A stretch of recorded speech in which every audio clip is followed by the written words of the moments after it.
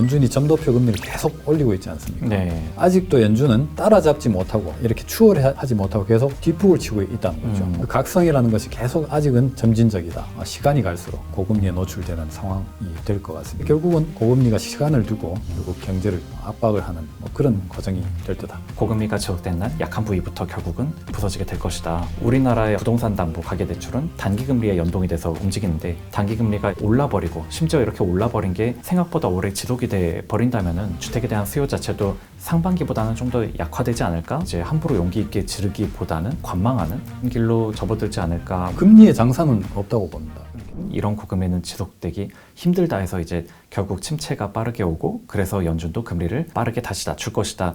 이게 올해 상반기까지도 계속 좀 지배적인 논리였었는데 보신 것처럼 사실 2000년대에는 기준금리를 올리고 나면 비교적 빠르게 금리를 그것도 아주 빠른 속도로 이제 내렸었다 보니까 이번에도 크게 다르지 않을 것이다 라고들 생각을 했었던 것 같습니다. 그래서 그러면 결국은 지금의 이런 고금리가 이게 지속이 되었을 때 골디락스나 노랜딩 요새 하자되는 그런 것들과는 다르게 결국은 2000년대에 우리가 목도했던 것처럼 어떤 큰 문제는 생길 수 있다. 좀 이렇게 전망하시는 걸까요? 저는 개인적으로 전에도 비슷한 말씀을 드렸던 것 같은데 골디락스 소프트 랜딩은 굉장히 운이 좋은 케이스다. 네. 그러니까 불가능한 일은 아니지만은 운이 좋아야 우리가 얻을 수 있는 케이스고 그렇게 이제 행운의 뭔가 우리가 기본 전망으로 갖는 것은 굉장히 좀 위험할 수 있다는 말씀을 드렸는데 왜냐하면 운이 좋기 위해서는 어느 정도 이제 기본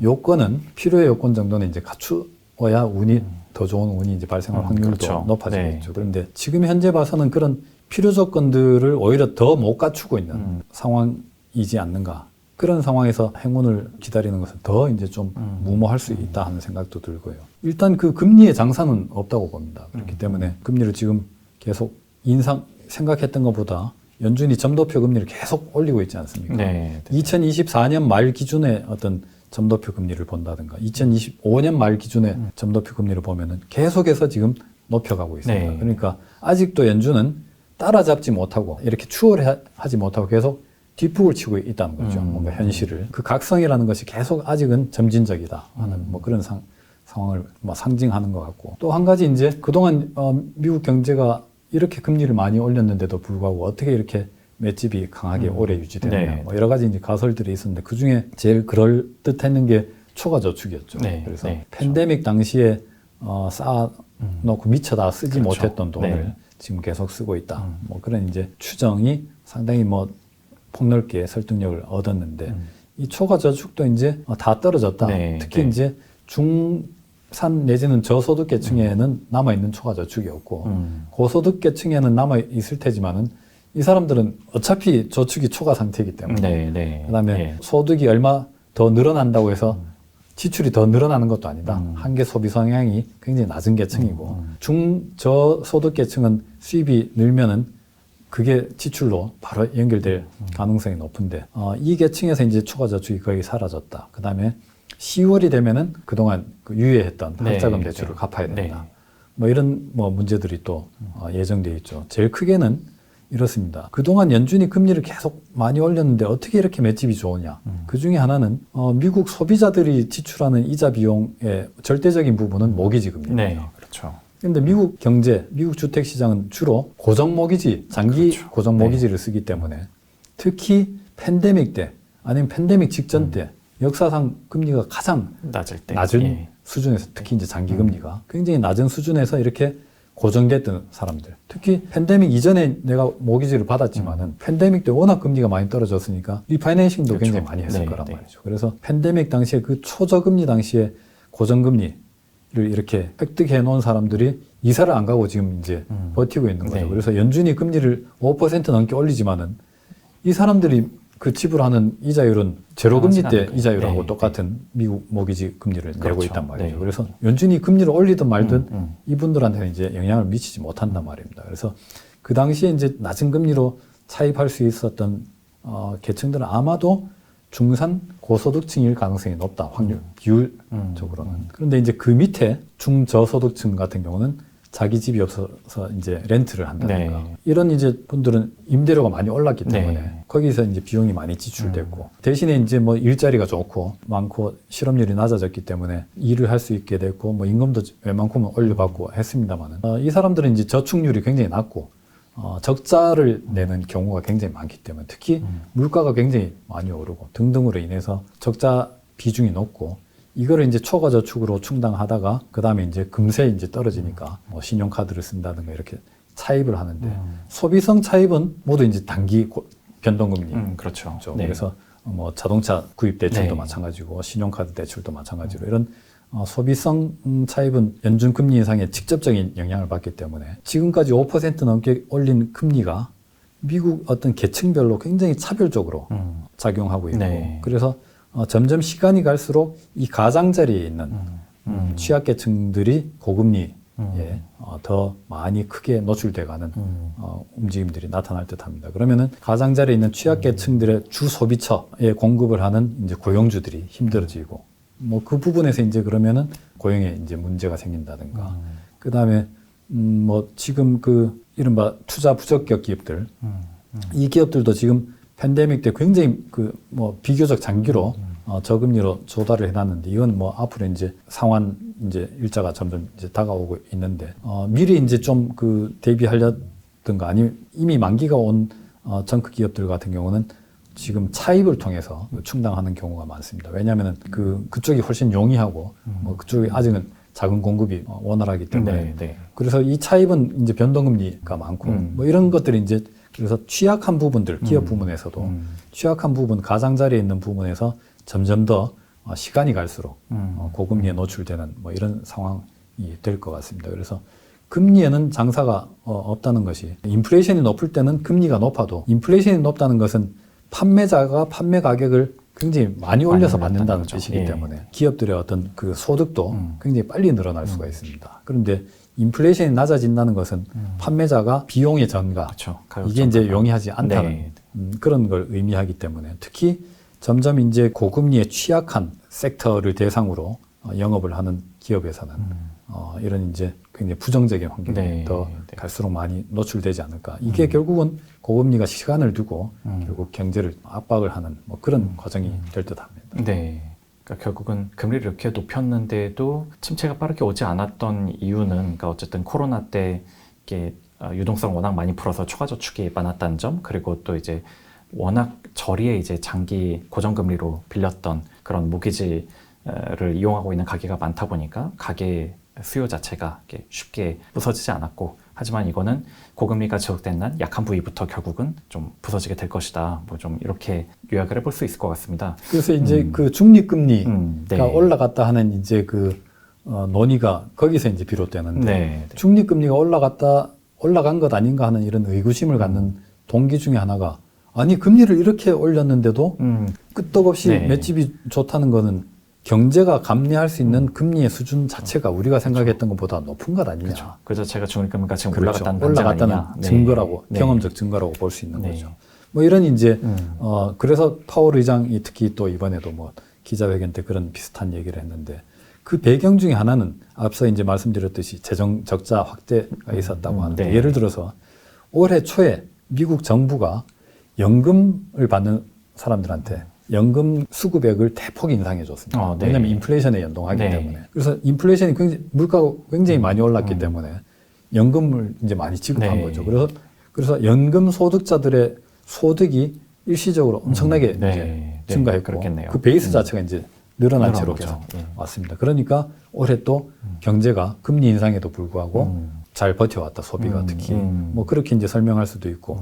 재정 적자가 이렇게 확대됐다는 것은 정부가 민간으로부터 걷어들인 돈보다 민간에 내준 돈이 물론 해외로도 나가겠지만 내준 돈이 훨씬 많다. 그러니까 재정 적자가 확대됐다는 말은 정부가 그렇게 더 많이 내줬다고 볼 수 있고 그건 결국은 민간의 소득이라고 볼 수 있기 때문에 특히 어떤 그 이자 소득을 한다든가 산다든가 아니면 연금 소득자들 같은 경우는 재정 적자 확대로 인한 어떤 소득 증가 뭐 이런 이제 혜택을 누렸고 그게 이제 또 결국 정부의 부채 적자 재정 이 균형 금리를 올리는 것을 펀더멘탈적으로 이제 설명하면 또 뭐 그렇게 얘기할 수 있겠습니다. 그런데 저희가 돌아보면 미국이 높은 금리가 지속되었던 시기가 90년대 중반 이때가 있거든요. 그러니까 1994년에 기준금리를 3%에서 6%까지 올려놓고 그리고 상당히 높은 수준의 기준금리가 지속이 되었었단 말이죠. 그러면은 저랬던 지금 와서는 이제 미국의 호황이 그때 당시는 인플레가 높지도 않았는데 결국 미국의 성장이 워낙 탄탄해서 그 고금리가 지속이 된 건데 그러면 이번에도 저 때처럼 미국의 호황이 지속돼서 그래서 고금리가 지속될 수 있지 않을까 하는 뭐 그런 그 시각도 있긴 하거든요. 그러다 보니 저 90년대 중반과 지금의 어떤 그 차이 뭐 사실 지금 정부 지출이라는 부분에서 이미 많은 설명을 해주셨지만 좀 그때는 저게 어떻게 가능했는지 그리고 지금은 어떤 점에서 차이가 있는지도 한번 짚어주시면 좋겠습니다. 90년대는 미국 경제가 근래에 들어서 가장 빠른 속도로 생산성이 증가하던 시기였고 네. 미국 정부가 거의 전무후무하게 재정 흑자를 기록했던 그렇죠. 네. 시기, 재정 긴축의 시기이기도 했습니다. 그래서 정부가 돈을 안 빌렸으니까 기업들이 차입을 굉장히 많이 늘려서 결과적으로 생산성이 크게 증가했습니다. 정부가 빚을 내야 민간이 빚을 안 진다 뭐 이런 뭐 주장을 하는 사람들도 있는데 결국 이제 저축은 있고 누군가는 차입을 하는 거니까 이거는 복식부기는 그렇죠. 뭐 둘이 이제 서로 항등식이 돼야 되니까 맞아 떨어지는 거죠. 뭐 그렇게 치면은 민간이 이제 빚을 지게 되는 것은 비극이고 정부가 빚을 지는 것은 그 비극을 막아주는 것이다. 이런 이제 착시를 불러일으키는 건데 그렇지는 않습니다. 기본적으로 기업은 남의 타인 자본을 이제 차입을 하든지 뭐 자본을 유치를 해서 조달을 하든지 그 타인 자본을 가지고 어떤 생산을 하고 고용을 하고 뭐 하는 그래서 이익을 내서 그 타인에게 이제 이익을 돌려주는 그런 이제 사람이 아니고 하나의 이제 제도인 거죠. 어떻게 보면 그렇기 때문에 기업이 이제 차입을 한다든가 자본을 이제 유치한다든가 하는 것은 서로 이제 무차별적, 특히 뭐가 더 좋다 이런 이제 그 기준은 없는 것이고, 그때 어떤 재무 전략에 따라서 내가 이 타인 자본을 끌어들였을 때 큰 돈을 벌 수 있겠다 하는 자신이 있으면 차입이 훨씬 유리한 것이죠. 지분을 이렇게 유치하면 많이 번 돈을 같이 이제 다 나눠 가져야 되는데, 차입을 해서 큰 돈을 벌면은 이자만 줘버리면 되니까. 그렇게 이제 차입이라는 것 자체가 그 자체로 이제 죄악시 되는 것은 아니고, 그래서 어쨌든 레이건 행정부 당시부터 해서 미국 정부가 굉장히 심각한 수준으로 그 당시에도 재정 적자를 누적해서 국가 부채가 많이 증가했는데 90년대로 넘어가면서 이 부분에 대해서 이제 문제 제기가 많았고, 그래서 클린턴 행정부가 본의 아니게 어쩔 수 없이 재정 긴축을 할 수밖에 없는 그런 이제 과정을 겪었고, 그러다 보니까 1990년대에는 통계를 보면 기업 부채가 굉장히 많이 늘었고, 우연인지 모르지만은 생산성도 그때부터 해서 2000년대 초중반까지 아주 기록적인 생산성 증가가 있었습니다. 그렇기 때문에 어떻게 보면 그 닷컴 버블 같은 거품 현상은 생산성이 아주 뭐 폭발적으로 증가할 때 수반되는 현상이기도 한데, 어쨌든 그 당시에 미국의 잠재 성장률이 굉장히 높았고, 그걸 이제 그 잠재 성장률이 반영된 중립금리가 이제 굉장히 높았다고 할 수 있는데, 그런 이제 중립금리의 상승은 좋은 거라고 할 수 있겠죠. 그런데 지금의 중립금리 상승은 그야말로 정부 차입에 의해서 정부가 차입하든 뭐 민간이 차입하든 비슷한 것 아니냐라고 할 수 있는데, 민간이 차입하는 게 아무래도 차입해서 뭔가 어딘가에 굴리는 게 훨씬 더 생산적이겠죠. 그렇죠. 효율적이고 생산적이겠죠. 정부의 차입은 아무래도 이제 소모적인 경우가 많고, 아무래도 불가피한 경우도 뭐 굉장히 많지만은 불가피한 것 이상으로 소모적이거나 낭비가 많고, 아무래도 자기 돈 쓰는 것과 남의 돈 쓰는 것은 뭐 차이가 있겠고, 그렇기 때문에 너무 이제 민간들에게만 맡겨둘 수는 없겠지만은 지금 상황은 정부의 어떤 차입이 지나치게 많다, 뭐 그런 상태인 것 같습니다. 그러니까 결국 90년대 그때는 정부는 어떤 유례없는 재정 흑자를 간 반면에 이제 민간 투자 덕분에 이제 어떤 소위 IT 혁명이라고 하는 그런 생산성 증대 효과가 있었고, 지금은 반대로 어떤 차입의 주체가 이제 민간이 아니라 정부 중심인데, 뭐 일각에서는 이제 AI 혁명이 약간 그때 IT 혁명 같은 그런 생산성 증대 효과를 내지 않겠냐라는 기대도 있는데, 뭐 아직은 뭐 기대 단계니까요. 그거는 이제 우리가 지켜봐야 될 이슈인 것 같고요. 한 가지 더 짚어보고 싶은 이슈는 이제 미국의 장기물 금리가 막 오르다 보니까 이제 미국 10년물과 2년물 금리 차이인 이제 장단기 금리 차가 한 얼마 전까지만 해도 한 뭐 100bp를 훌쩍 넘기다가 이제 장기 금리가 올라오면서 50bp 내외로까지 빠르게 축소가 되는 상황이거든요. 그런데 주로 장단기 금리 차는 이제 뭐 침체를 예견하는 지표로도 많이 얘기를 합니다만, 통상적으로는 이제 뭐 연준이 금리를 내리든가 해서 단기 금리가 내려가면서 이제 좁혀져 왔었는데, 이렇게 지금처럼 장기 금리가 오르면서 해소됐던 그런 사례가 있나요? 80년대 초에는 그랬습니다. 80년대 초에. 예. 그래서 이제 그런 면도 비슷하다고 볼 수 있는데, 네. 기본적으로 이제 장단기 금리 차라는 것은 경제가 회복되기 시작하면은 장단기 금리 차가 이렇게 줄어들게 됩니다. 네. 그래서 경기 팽창기, 호경기가 계속되다 보면은 장단기 금리 차가 거의 소멸되고 그 과정에서 이제 중앙은행이 금리를 계속 올려서 그렇죠. 그러니까 단기 금리가 계속 네. 올라가다 보니까 네네. 장기 금리하고 비슷해지다가 이제 역전을 해버리고 역전을 한다는 건 중앙은행이 경제를 이제 긴축하기 시작했다는 그렇죠. 거고. 네. 그러다 보면 이제 장기 금리는 오히려 떨어지죠. 네. 이렇게 긴축하다가는 조만간 침체가 이제 오겠다. 침체가 오겠다. 예. 그래서 장단기 금리 역전은 침체의 신호다. 뭐 이렇게 이제 해석을 하는데, 진정한 의미의 침체 신호는 역전됐던 장단기 금리 차가 다시 해소될 때. 예. 그래서 단기 금리가 이제 다시 빠르게 떨어지기 시작하면서 장기 금리보다 훨씬 그렇죠. 높이 있다가 이렇게 이제 단기 그렇죠. 금리가 다시 네. 내려가는. 이때 장기 금리도 내려가지만은 단기 금리보다는 좀 더디게 내려가는. 그렇죠. 그래서 네. 수익률 곡선이 다시 이제 뭐 가팔라진다. 네. 뭐 이렇게 이제 표현을 하는데, 이게 가장 직접적인 경기 침체 신호라고 할 수 있습니다. 왜냐하면은 단기 금리라고 하는 것은 아주 가까운 미래의 중앙은행 정책금리 예상을 반영하는 것이기 때문에, 단기 금리가 빠르게 떨어진다는 것은 중앙은행의 금리 인하 전환이 눈앞에 다가오고 있구나 라고 하는 것이죠. 이른바 피벗이. 네. 그럼 그 피벗은 왜 예상되는가? 경제지표나 아니면은 금융 어디선가에 막 부러진다든가, 그렇죠. 네. 경제지표가 막 아주 나쁘게 이제 본격적으로 나쁘게 나오기 시작하면은, 경기 침체 곧 닥치니까 금융이 붕괴될지도 모르니까 중앙은행이 결국 다시 금리를 내리겠구나, 이런 기대를 하는 것이죠. 그렇기 때문에 단기 금리가 떨어지면서 장단기 금리 역전이 해소돼 나가는 것이야말로 어떻게 보면 주식시장에는 가장 위험한 신호다. 이때는 무조건 팔고 정리를 해야 된다. 네. 뭐 이렇게도 볼 수 있는데, 어쨌든 지금도 예를 들어서 미국 2년물 국채와 10년물 국채 사이의 금리 차가 110bp까지 역전이 네. 됐습니다. 지난 예. 여름에, 초여름과 여름 사이에 두 번에 걸쳐서. 이 정도로 역전된 사례는 1981년 이후로 없었습니다. 네. 그만큼 이례적으로 많이 그렇죠. 역전됐고, 네.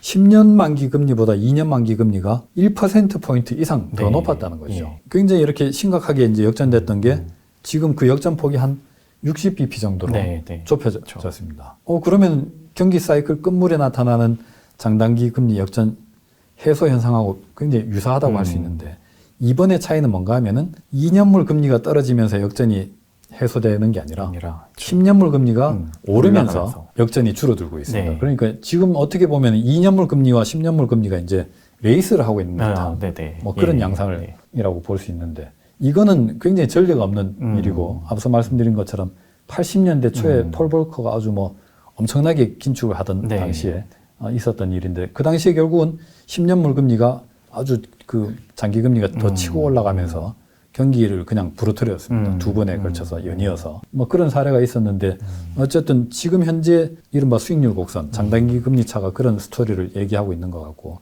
하나는 이제 어떻게 보면 중립금리에 대한 인식의 변화, 각성, 이런 것들이 채권 시장에서 작용하고 있고, 특히 이제 그 전에 이제 장단기 금리가 아주 역대급으로 역전됐을 때는 단기 금리는 지금 단기적으로 인플레이션이 워낙 높으니까 실질적으로 이제 긴축이 되려면은 단기 금리를 인플레에 맞춰서 굉장히 많이 올려야 된다. 그래야 겨우 실질 기준으로는 요만큼이라도 올라간다. 그러나 인플레이션은 뭐 1, 2년, 2, 3년, 3, 4년 뒤에는 꺾일 거니까 10년물 금리는 그렇게까지 올라갈 필요는 없다. 뭐 이렇게 생각했던 거죠. 네. 그래서 2년물 금리가 이만큼 올라가면서 역전이 심화됐는데, 그 당시에 이제 심화된 역전은 그냥 일시적인 인플레이션을 반영한 일종의 화폐 착시다, 착각이다, 이렇게 해석했는데, 지금 이제 봐서는 시장의 인플레이션 전망 자체는 낮아졌는데, 실질금리 격차도 그만큼 많이 역전이 된 이후에 지금 그 장기금리가 따라 올라가는 것은 단기금리 자체가 달라진 금리 베이스를 반영하고 있는 것일 수 있다. 그렇다면은 당연히 10년물 금리는 더욱더 올라가야 높아진 베이스로 가야 되는 건 아니냐. 뭐 그런 문제를 반영하고 있는 것 같습니다. 지금 보니까 결국 미국의 고금리가 지속되니까 우리나라 시장금리도 알아서 지금 따라오른 양상이거든요. 사실은 뭐 우리나라 같은 경우는 이제 가계부채라든가 부동산 PF 문제 이런 것 때문에 너무 힘드니까 그러니까 결국은 뭐 금리를 좀 낮췄으면 하는 바람도 강하고 그리고 정부가 재정 지출도 막 해야 되는 거 아니냐 그런 얘기들도 좀 나오는데 그런데 지금 미국이 이렇게 높은 금리를 유지하는 와중에 우리가 힘들다고 먼저 금리를 인하하거나 재정 지출을 늘린다거나 이런 게 가능할까요? 좀 무모한 일이겠죠. 좀 아무래도 그러겠죠. 예. 예, 지금 예. 달러도 그래서 계속 떨어지지 않고 오히려 강하게 지금 예. 달러 환율 자체가 역시 역대급으로 높지 않습니까? 네. 물론 이제 달러가 작년 가을처럼 막 치고 올라가는 그런 파괴적인 흐름은 아니지만은 지금처럼 달러가 강하고 미국 금리가 높은 상태에서 잘못 어떤 거시 정책을 수행했다가는 자본의 이동이라는 것은 순식간이고 결정적일 때는 굉장히 감성적으로 움직이기 때문에 그렇죠. 또 이제 어떤 물꼬가 터지면은 더욱더 이제 흐름이 네. 촉발되는 이런 특성이 있기 때문에 굉장히 조심스럽게 다룰 필요가 있다고 봅니다. 되게 그 결정적일 때는 자본의 흐름이 감성적으로 움직인다는 말씀이 되게 와닿는데요. 그러니까 저도 이제 채권 시장에 있다 보니까 그러니까 이성적으로는 이 정도 일은 아닌데 싶어도 남들도 안 산다. 뭐 남들도 다 어떤 이렇게 심각하게 느끼고 있다라고 생각하면은 그 눈치를 보게 되면서 나도 안 사게 되는 그렇죠. 뭐 그런 식으로 이제 막힐 때는 그런 식으로 한꺼번에 경색이 오기는 하더라고요. 근데 이제 저도 뭐 뵌김에 오랜만에 네. 여쭤볼 게 하나 있는데 어떻게 보면 이제 금리를 얘기를 지금 계속 하고 있는데 금리가 이제 높아지고 있다. 이게 오래 갈 것 같다. 네. 뭐 이런 얘기지 않습니까? 근데 부동산이라는 자산이야말로 가장 금리에 또 직접적이고 강한 영향을 받는 섹터라고 할 수 있는데 뭐 이런 이제 금리 전망 자체가 구조적으로 근본적으로 바뀐다면 부동산의 기본적인 어떤 밸류에이션 방식도 이제 바뀌어야 되지 않겠습니까? 네, 사실 그 질문을 이렇게 해주셨지만 사실 그 질문에 대한 답을 오늘 다 해주신 것 같거든요. 즉 미국 부동산 시장과 우리나라 부동산 시장의 가장 큰 차이라면은 이 차입을 할 때 미국은 어떤 장기의 고정금리로들 가계 주체들이 하지만 우리나라는 결국 다 단기금리에 노출이 돼 있고 또 이게 또 변동금리로 가지 않습니까? 그러니까 결국은 단기금리가 어떻게 변하느냐가 결국은 이제 부동산 수요를 좀 좌우하게 된다고 생각을 하거든요. 과거에는 그때 뭐 2000년 초반처럼 우리나라의 가계부채가 GDP 대비 뭐 40% 정도밖에 안 되던 그런 시절에 비해서 지금은 105%까지나 올라왔고 그리고 소득 대비 집값도 굉장히 많이 높아진 것 이 자체는 이제 집이라는 거를 살 때 나한테 돈이 얼마나 있나 그리고 내가 얼마를 버나 이것보다도 내가 얼마나 차입을 할 수 있나 그리고 그 차입에 대한 이자를 감당할 수 있나 이게 훨씬 더 지금 관건이 된 시기라고 생각이 되거든요. 그런데 이게 참 장단기 금리라는 게 글쎄요 미국은 앞서 설명 주신 것처럼 단기 금리가 이제 연준 의원들이 지금 점도표가 좌우를 하고 장기 금리가 이제 역동적으로 시장에서 이제 움직이는데 우리나라 금리는 보니까 그냥 장단기 금리가 다 같이 그냥 미국 장기 금리 오르면 그냥 다 같이 그냥 끌려 올라가는 그런 모습을 지금 보이고 있더라고요. 그래서 실제로 지금 그래프들 보면은 글쎄요 이제 10년물 금리는 미국 10년물이 올라가니까 뭐 어쩔 수 없이 따라 올라갔다고 쳐도 3년물, 2년물, 국채 3년, 2년 이런 그 비교적 단기 금리들도 10년물과 거의 가깝게 올라왔거든요. 근데 사실 우리나라의 기준금리는 지금 3.5%이고 채권 시장에서는 글쎄요 그런 일이 발생하면 너무 끔찍하다고 생각해서인지 아무도 기준금리를 더 올릴 거라고 생각하지 않는데도 국채 2, 3년물이 거의 4% 가까이 왔다는 거죠. 그러니까 기준금리는 3.5고 아무도 기준금리를 올리지 않을 거라 생각하는데 국채 2, 3년물이 4% 가까이 왔다라는 것 자체는 결국은 그냥 미국의 금리 상승이 우리나라의 단기 금리까지 여파를 줘서 끌어올렸다.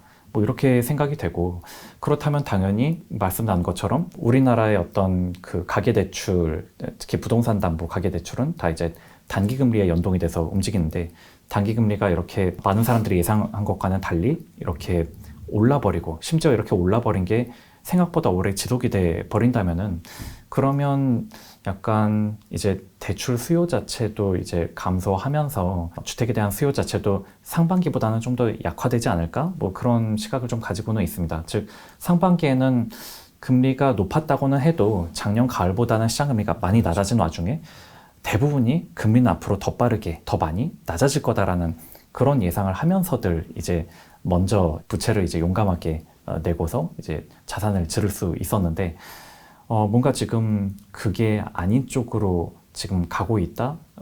약간 컨센서스가 그런 쪽으로 이동을 하게 된다면 함부로 용기 있게 지르기보다는 그냥 관망하는 약간 그런 길로 지금 접어들지 않을까 뭐 이렇게 개인적으로는 좀 그렇게 예상을 해봅니다. 네. 그게 말씀해주신 이제 FOMC에 대한 해석 그리고 앞으로 어떤 미국 금리에 대한 장기 전망 이런 것과 지금 결을 같이 하고 있는 것 같고요. 그래서 이번 시간에 저는 또 안금호 대표님 모신 게 굉장히 뜻깊었던 게 보면 개인들 리테일에서도 이제 미국의 장기 금리에 대한 그 관심도가 되게 높아졌다고 느끼거든요. 거기에는 지금 이제 많은 증권사들이 장기 채권 ETF를 많이들 만들었고 개인들도 지금 거기에 투자하신 분들도 굉장히 많이 있고요. 그리고 어떤 집값도 좀 금리가 상당히 많은 영향을 미친다라는 것도 이제는 학습 효과를 통해서 많이들 알게 된 것 같거든요. 그러니까 어떤 우리나라 사람들이 재테크하는데도 미국의 금리라는 게 너무나 큰 영향을 미치고 있다는 것을 우리가 지금 이렇게 생생하게 배우고 있는 기간이라고 생각이 되는데 그에 비해서 FOMC라든가 미국의 금리에 대한 양질의 컨텐츠를 제공할 수 있는 그런 전문가분은 상당히 극소수인 것 같아요. 그래서 그런 면에서 이렇게 검증되신 전문가 안금호 대표님을 이렇게 모시고 이렇게 여러 가지 현안들을 다룬 것이 굉장히 어떤 뜻깊은 시간이었다고 생각을 합니다. 네. 앞으로도 티타임즈 통해서 좀 자주 뵐 수 있으면 좋겠습니다. 네, 감사합니다. 네.